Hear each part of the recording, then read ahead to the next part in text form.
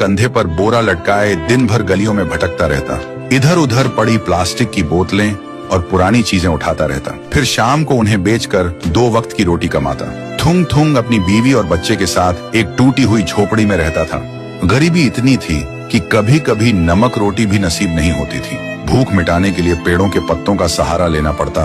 फिर भी थुंग थुंग ने कभी चोरी का सहारा नहीं लिया। एक दिन थुंग थुंग थका हारा श्मशान के पास बैठा था। शाम ढल चुकी थी और हवा में जले हुए लकड़ों की बू थी। तभी उसे मिट्टी के नीचे से हल्की सी रोशनी चमकती दिखी।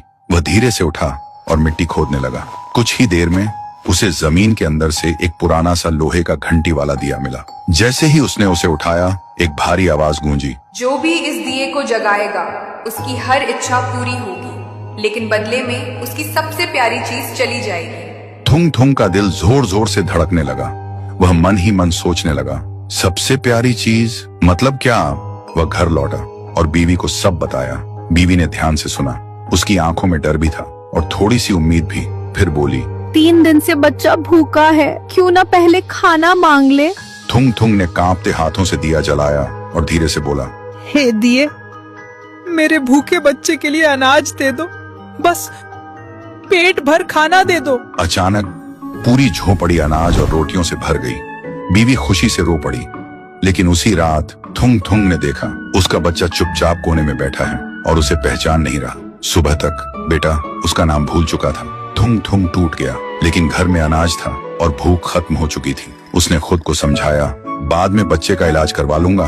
फिर उसने सोचा, एक और बार इस्तेमाल कर लेता हूँ। इस बार उसने मांगा, हे दिए, पक्का मकान और दुकान दे दो। पलक झपकते ही टूटी झोपड़ी की जगह एक सुंदर पक्का घर बन गया और बगल में भरी हुई दुकान खड़ी थी। थुंग थुंग खुशी से बीवी के पास दौड़ा, लेकिन उसने देखा उसकी बीवी पत्थर की मूर्ति बन चुकी थी। थुंग थुंग चीखता रहा, रोता रहा और कोने में रखा वह दिया हंसता रहा, क्योंकि शर्त वही थी, हर बार सबसे प्यारी चीज खोना। अब थुंग थुंग के पास बड़ा घर था, पर वह पूरी तरह अकेला पड़ गया था। वह रोते हुए पत्थर बनी बीवी को गले लगाकर बोला, मुझे ये अमीरी जिंदगी नहीं चाहिए। मेरी बीवी और बच्चे को पहले जैसा कर दे, भले ही हम भूखे रहें। दिए की हंसी अचानक रुक गई। एक तेज रोशनी हुई।